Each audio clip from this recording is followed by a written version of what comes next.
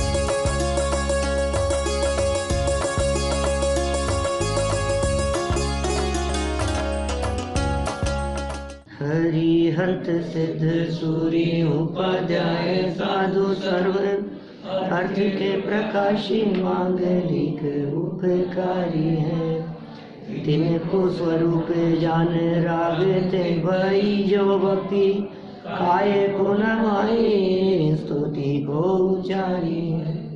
धन्य धन्य तिन ही ते काज सब आज भाए कर जोड़े बारे बारे वंदना हमारी है। मंगल कल्याण सुख ऐसो हम चाहते हैं। ओ मेरी ऐसी दशा जैसी तुमदारी है।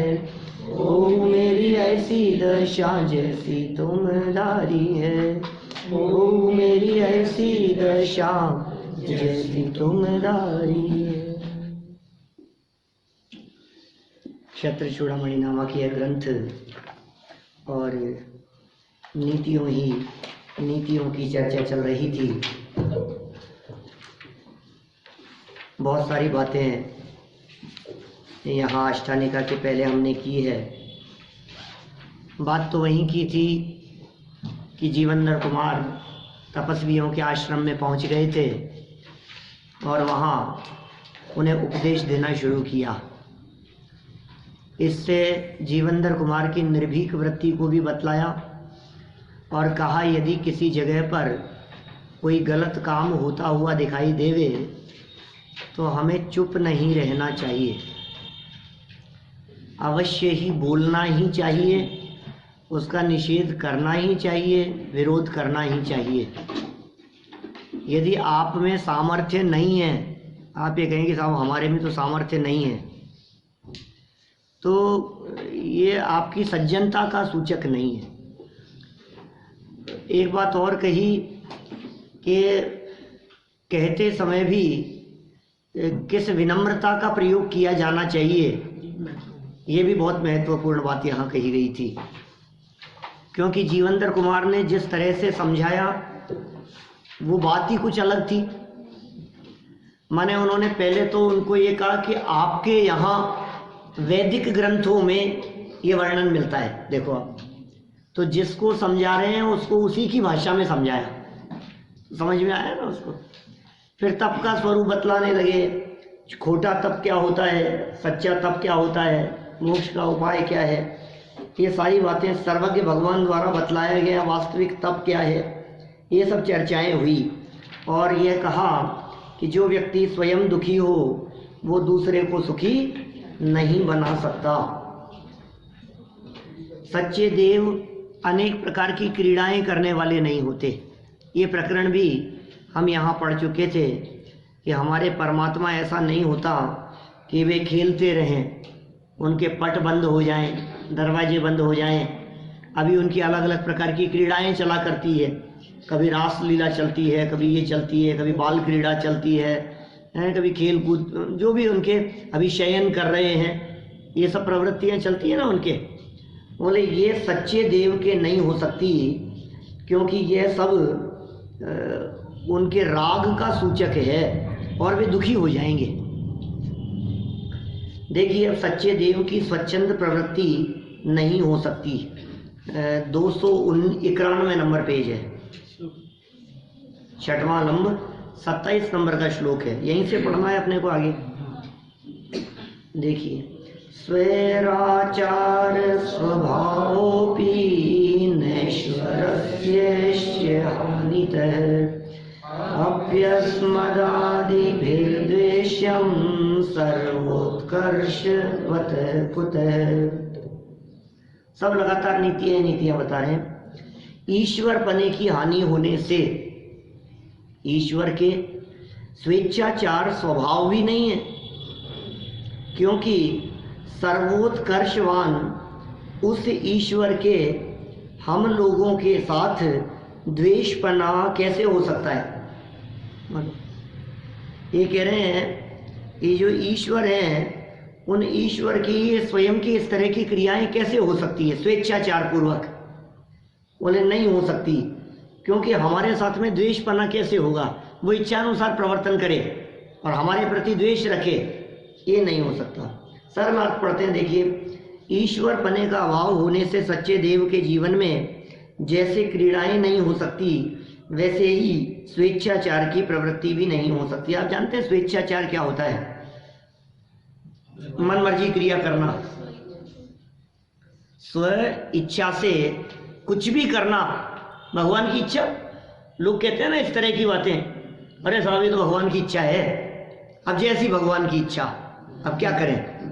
अब हो सकता है भगवान की यही इच्छा हो, अब भगवान की इच्छा को अब ठीक है मान लो, उसको कोई बात नहीं, हमारी तो कुछ चलेगी नहीं उसमें, शायद भगवान को यही मंजूर था। ऐसा कह करके लोग संतुष्ट होने की बात कहते हैं जगत में। माने जब कभी कोई दुर्घटना हो गई, जब कभी किसी के यहाँ कोई बड़ा संकट आ गया, तो सांत्वना देते हुए लोग यही कहते हैं कि भाई भगवान को ये मंजूर था, क्या करो पता नहीं, भगवान की यही इच्छा थी, उनको यही मंजूर था। ये यहाँ कह रहे हैं भगवान की इच्छा और भगवान को मंजूर, ये हमें तकलीफ देना भगवान की इच्छा हो, ये तो ठीक नहीं लगती बात। भगवान की ऐसी कैसी इच्छा कि हमारे परिवार को खत्म कर दिया, भगवान की ऐसी कैसी इच्छा कि मेरे बिजनेस को खत्म कर दिया, ये कैसी इच्छा है भगवान की? दूसरे को तकलीफ देने में भी भगवान की इच्छा होती है क्या? ये कैसा स्वेच्छाचार है? इतनी सुंदर बात कह रहे हैं ये, ईश्वर पने का अभाव होने से, माने जो ईश्वर नहीं है, सच्चे देव के जीवन में जैसे क्रीड़ाएं नहीं हो सकती, सच्चे देव के जीवन में क्रीड़ाएं नहीं हो सकती, वैसे ही स्वेच्छाचार की प्रवृत्ति भी नहीं हो सकती, क्योंकि हम जैसे सामान्य व्यक्ति भी स्वेच्छाचार की प्रवृत्ति को अच्छा नहीं मानते। तो सर्वोत्कर्षशाली ईश्वर के स्वेच्छाचार की प्रवृत्ति कैसे हो सकती है? अर्थात नहीं हो सकती। कोई व्यक्ति स्वेच्छाचारी हो, ये ऐसे कैसे चलेगा भाई साहब? आप समाज में रहते हो, आप परिवार के बीच में रहते हो, आप मंदिर आ रहे हैं तो आपको यहाँ के नियमों का पालन करना पड़ेगा, ऐसे स्वेच्छाचारी नहीं हो सकता। मेरी मर्जी जूते ऊपर ले आऊँ तो तुम्हें क्या परेशानी है? ऐसा थोड़ी ना चलेगा। आप मंदिर आ रहे हैं तो आपको मंदिर के नियमों का पालन करना पड़ेगा।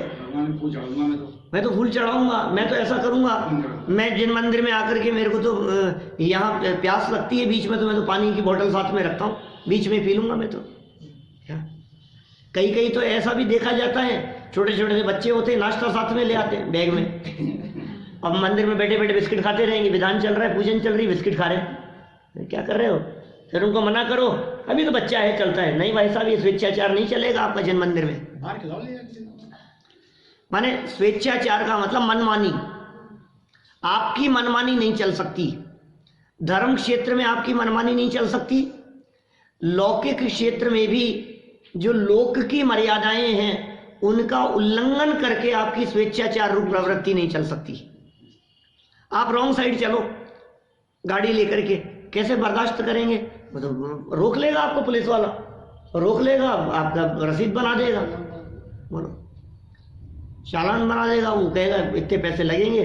बोले यार तुम होते कौन हो हमारे को, हमारी जिंदगी, हम मरेंगे तो हम मर जाएंगे रॉन्ग साइड जाने से, तुम्हें क्या मतलब है? हाथ पांव टूटेंगे तो हमारे टूटेंगे, जबरदस्ती का पैसा ले रहे हो, जबरदस्ती परेशान कर रहे हो हमारे को। या हमारा डिसीजन है ना कि हम रॉन्ग चलें कि राइट चलें? नहीं भाई, ये तुम्हारा स्वेच्छाचार नहीं चलेगा, उसका निषेध कर दिया यहाँ। देखिए विशेषार्थ, स्वेच्छाचार, स्वभाव, स्वच्छंदता, अविचारित कार्य, ऊटपटांग वृत्ति, ये सब समझा रहे हैं इसको। ये क्या है? स्वच्छंदता, अविचारित कार्य, बिना विचारे यदवा तदवा कुछ भी करो, ऊटपटांग प्रवृत्ति, उन्मत्त चेष्टा, उन्मत्त कहते हैं नशे में, आधे नशे में, होश नहीं है। कल था ना होली का दिन, तो कितने लोग इधर उधर नशे में, किसी को कुछ होश ही नहीं है, क्या कर रहे हैं, क्या इधर से उधर, सब ऐसी हालत दिखती है। तो उन्मत्तवत चेष्टाएं आदि शब्द एक अर्थवाची हैं। सामान्य जन भी जिन कार्यों को दोष युक्त मानते हैं वैसे अविचारित कार्य ईश्वर द्वारा कैसे संभव है?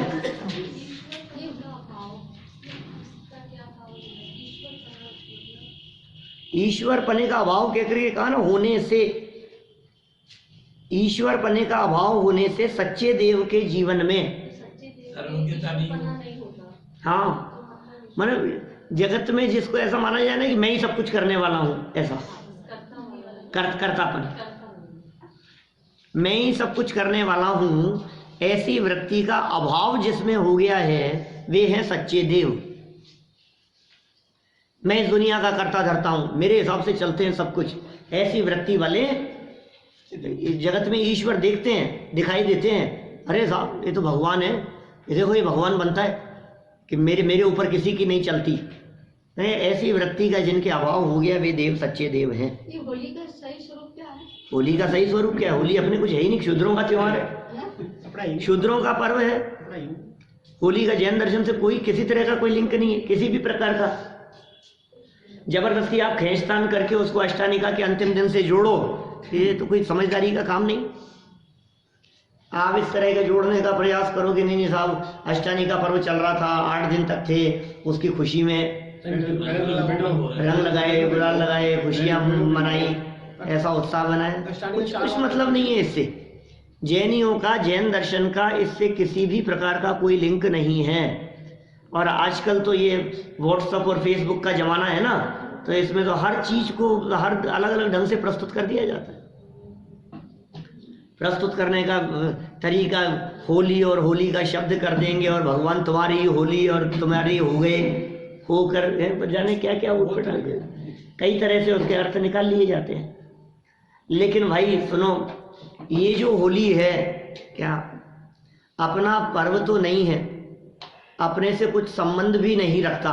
होली खेले मुझे अकेले मन में बदता है भजन, वो लौकिक रूढ़ी के अनुसार वो कौन सी ये कोई रंग, कौन से रंगों की बातें उपमा दी है, जगत जनों को समझाने के लिए उपमा दी है।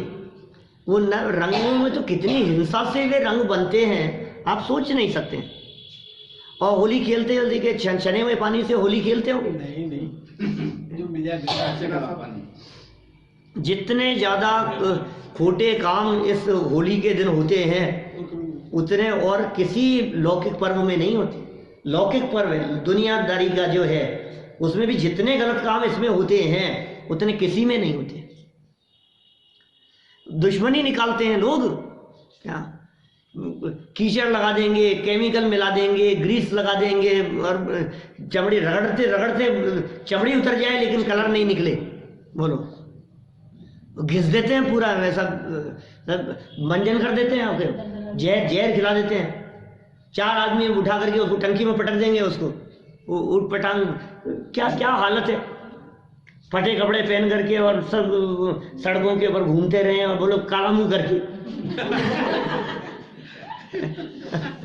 पहले कला में जो बाहर निकाल बोलो, सोचो सोचो जरा गंभीरता से उस चीज के बारे में। खैर फिर भी कल भी हमने होली का दिवस था ना, वहाँ प्रवचन कोटा में जबरदस्त काफी भीड़ थी, 1500-2000 लोग थे वहाँ कोटा में।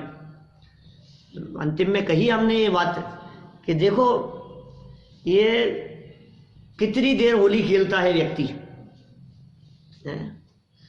एक दिन 2 घंटे 3 घंटे 2-3 घंटे किसने होली खेली थी? अभी यहाँ चेहरा देख के नहीं बता सकते आप बता सकते? 2 घंटे जिस व्यक्ति ने होली खेली हो उस व्यक्ति का चेहरा देख करके आप ये बता सकते हैं कि इस व्यक्ति ने होली खेली है, बता सकते हैं ना।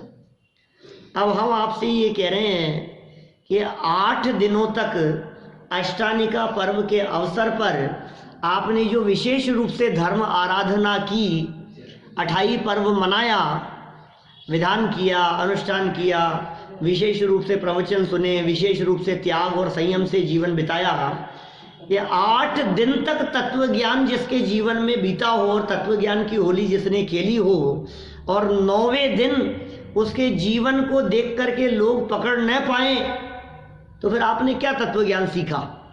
मतलब माने जिस तरह से 2 घंटे होली खेलने पर, 2-4 घंटे खेलने पर जगत के जीवों को वो चेहरे से पता लगता है, इस तरह से यदि हमारा जीवन तत्व ज्ञान में बीत रहा है तो हमारे जीवन को देखने मात्र से जगत के जीवों को शिक्षा मिल जानी चाहिए कि ये कुछ अलग काम करके आए।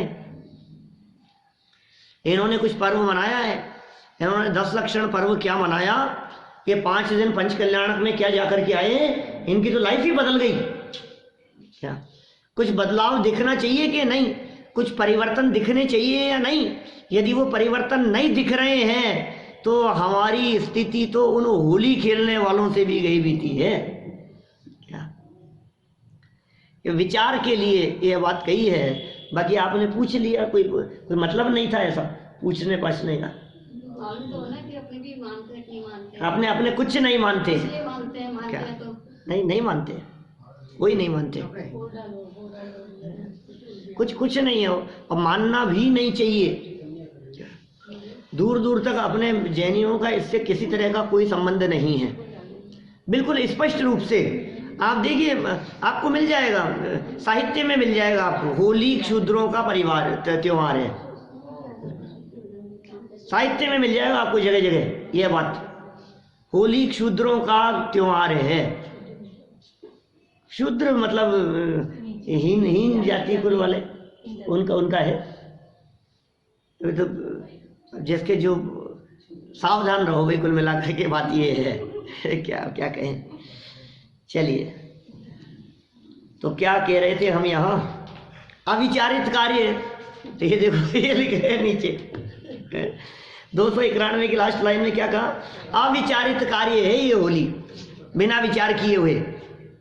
फिर उसको रगड़ता है, फिर घिसता है, और कितना भी छुड़ाने का प्रयास करे वो छूटता नहीं है।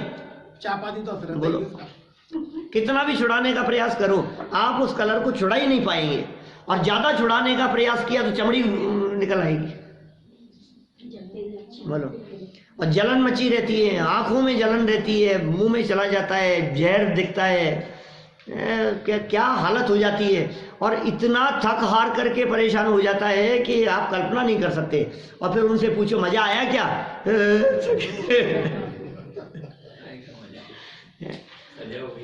सजाई है, और क्या है, सजाई है, फिर भी नहीं उतरता है। चलिए, कुछ उदाहरण निम्न प्रकार हैं, जैसे ओहो, सुनो भाई, कुछ उदाहरण सुनो, पागलों की बातें कह रहे हैं।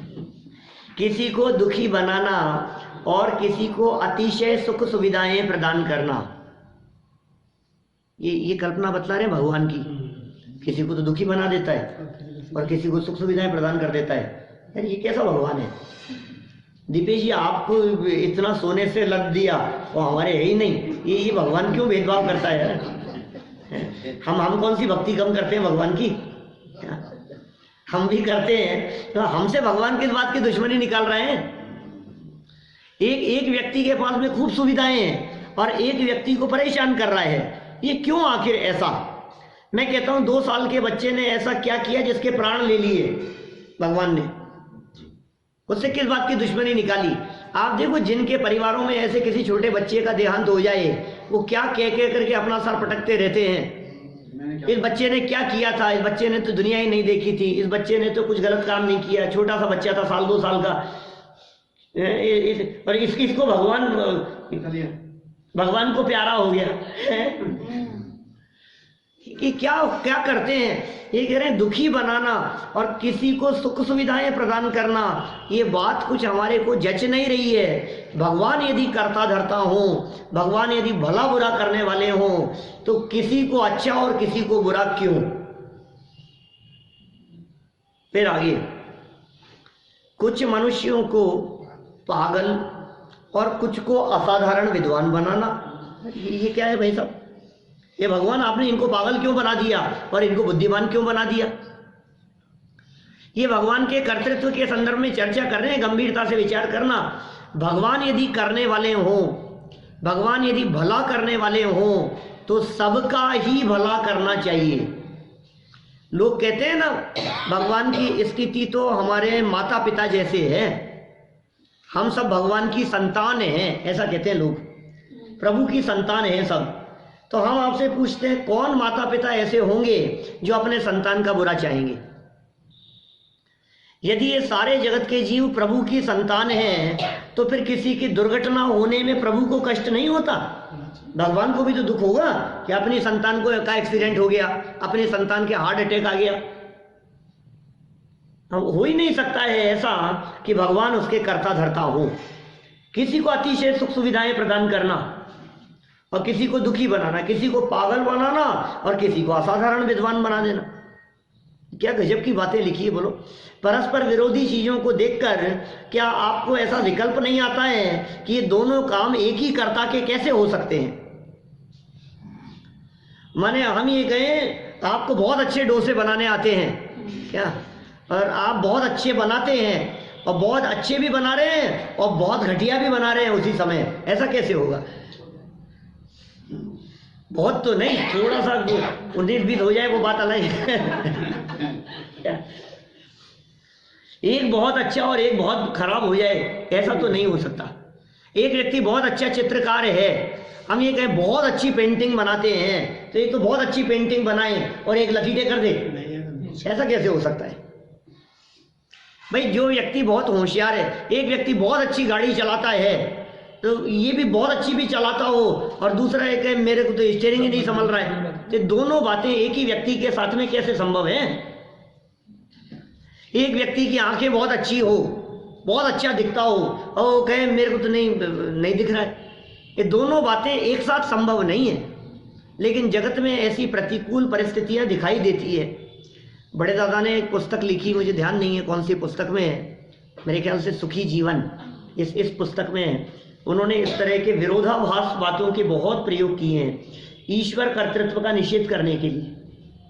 हे भगवान, यदि ये सृष्टि आपकी रचना है, यदि इस दुनिया को आपने बनाया है, तो मैं आपसे पूछता हूँ, इस दुनिया में यदि आपने सुंदर सुंदर गुलाब के फूल बनाए, आप इन्हें यदि सुंदर सुंदर कमल बनाए, तो उस कमल को कीचड़ क्यों प्रदान किया?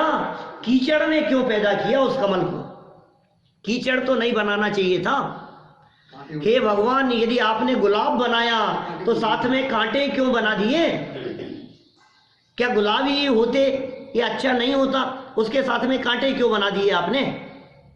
हे भगवान, यदि आपने इतने सुंदर सुंदर चंदन के वृक्ष बनाए, तो उन्हें जहरीले सांपों से क्यों लपेट दिया?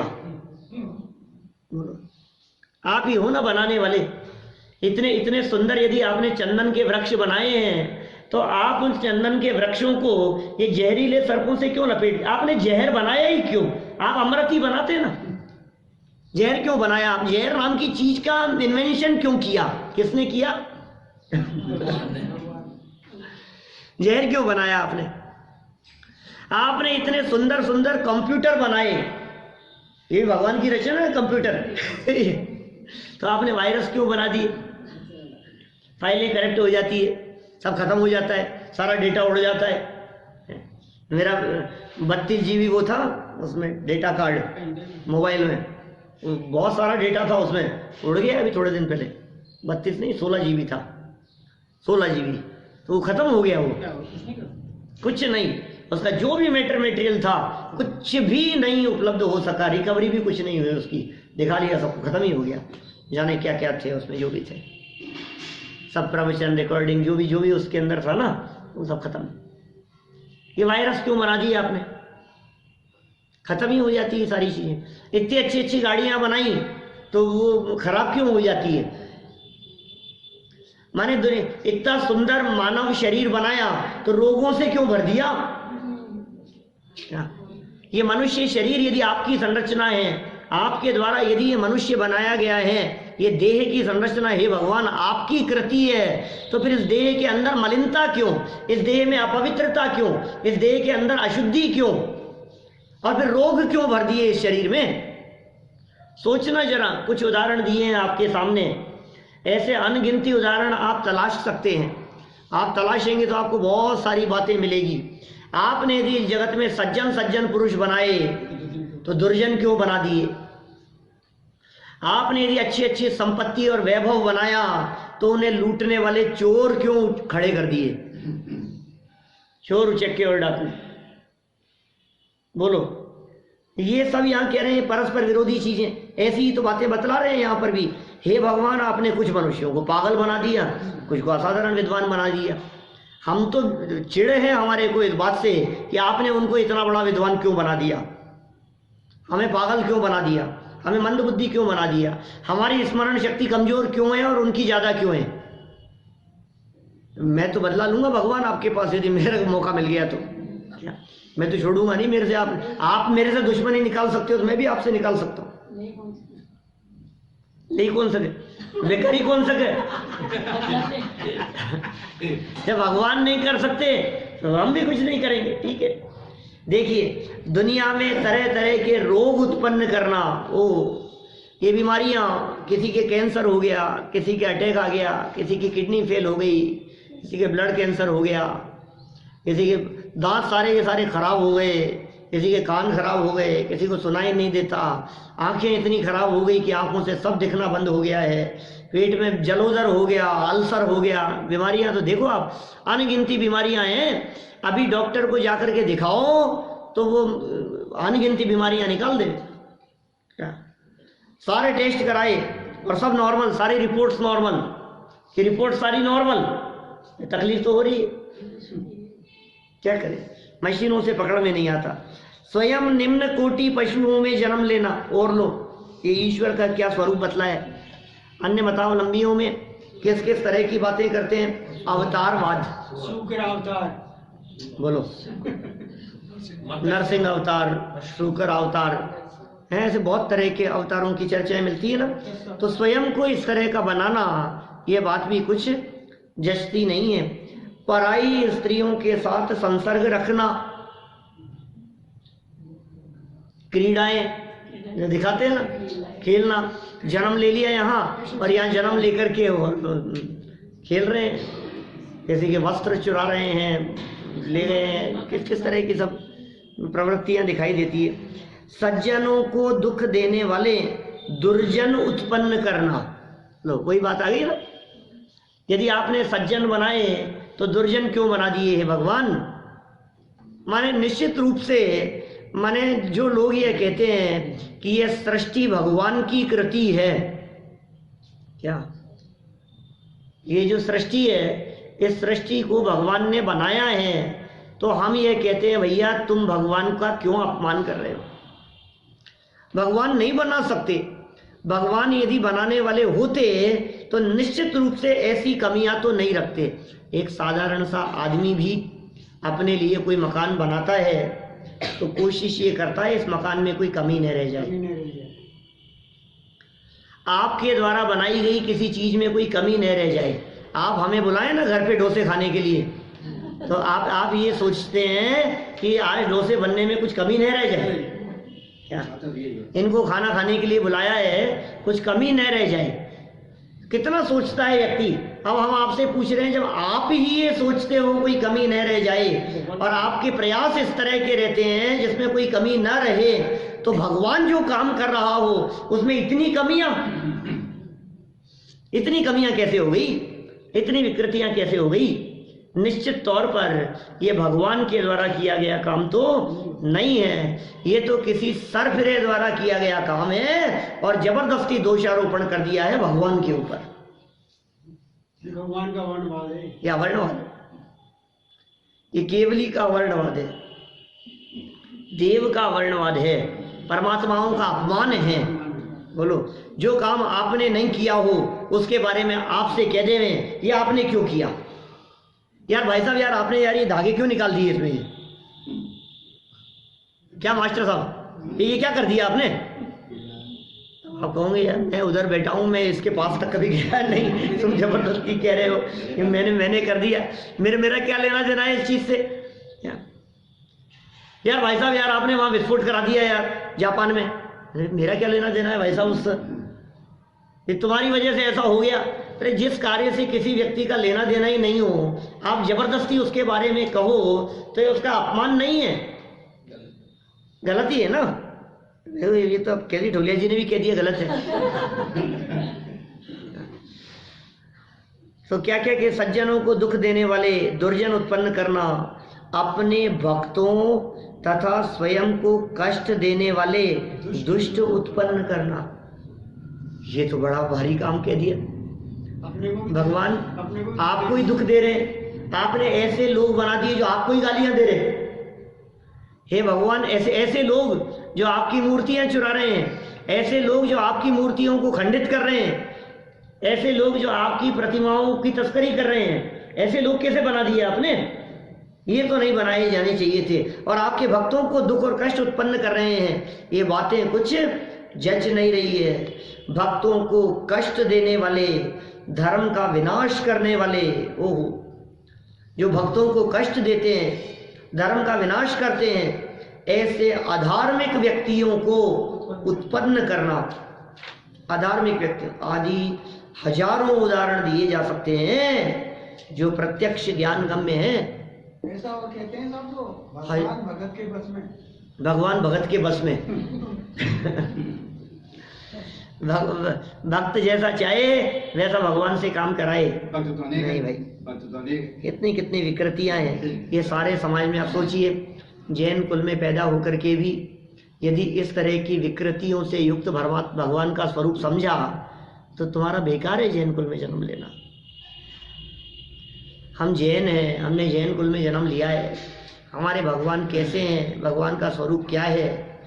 और हमारे, अच्छा कोई व्यक्ति ये कहे कि हमारे जैनियों के भगवान ने तो दुनिया नहीं बनाई क्योंकि वो तो करता धरता नहीं है, लेकिन दूसरों भगवानों ने तो बनाई है क्या? हमारे भगवान ने तो नहीं बनाई, उनके भगवान ने तो बनाई है। क्या आप किस गलत फहमी में है? उन्होंने भी नहीं बनाई। हम सब तरफ ये बात कह रहे हैं, किसी के द्वारा बनाई हुई नहीं है, ये प्रत्यक्ष बात है। गंभीरता से इस संबंध में विचार करना चाहिए। ईश्वर जगत का कर्ता नहीं, आ गई ना बात। हम थोड़ी ना कह रहे, वादीप सिंह सूर्याचार्य कह रहे। अब कोई व्यक्ति हमारे से दुश्मनी निकाले, वो कहे अरे यार तुम भगवान को कर्ता नहीं कहते हो, तुम भगवान का अपमान करते हो, तुम्हें क्या अधिकार है भगवान के बारे में ऐसा कहने का? अभी दिल्ली था ना अष्टानिका में, दिल्ली के बाद 2 दिन कोटा का कार्यक्रम था, होली पर बड़ा कार्यक्रम था। तो वहाँ दिल्ली में क्या हुआ, अठाइयों का पर्व चल रहा था, बीच में एक दिन मेरा प्रवचन हुआ। ये रोजा नहीं चलते थे दिन में 3 टाइम, तो एक दिन मेरा प्रकरण था श्रीपाल मैना सुंदरी के प्रकरण के संदर्भ में, जो धाम धूम चलती है इसके बारे में। वे ऐसा हुआ सारे जगह। वहाँ दिल्ली में कम से कम 30-35 जगह सिद्ध चक्र विधान चल रहे थे। बोलो वो कितना बड़ा है दिल्ली, प्रांत है पूरा। हमारे बहुत जगह जगह मंदिरों में 20 जगह तो कम से कम मान के चलो आप। हमारे बड़ा आयोजन था, हमारा जो बड़ा पंडाल बनाया था, ऐसा लघु पंच कल्याण जैसा आयोजन किया था बहुत लंबे स्तर पर। तो साहब वहाँ पूरा प्रवचन हुआ, खूब तर्क दिए हमने, ऐसा हो नहीं सकता। कौन सा सिद्ध चक्र विधान किया होगा दीपेश जी? ये सिद्ध चक्र विधान तो अभी लिखा है ना 200 साल पहले संतलाल जी कवि ने, और ये हुए चौथे काल में श्रीपाल और मैना सुंदरी। ये तो हो ही नहीं सकता। दूसरी बात हमने ये तर्क दिया कि आप ये जो सिद्ध चक्र विधान है, ये सिद्ध चक्र विधान 300 पेज में लिखा है। इन 300 पेज के विधान में कहीं कोई 3 अक्षर ऐसे दिखा दो जिसमें विधान के बीच में श्रीपाल या मैना सुंदरी का नाम लिखा हो कहीं।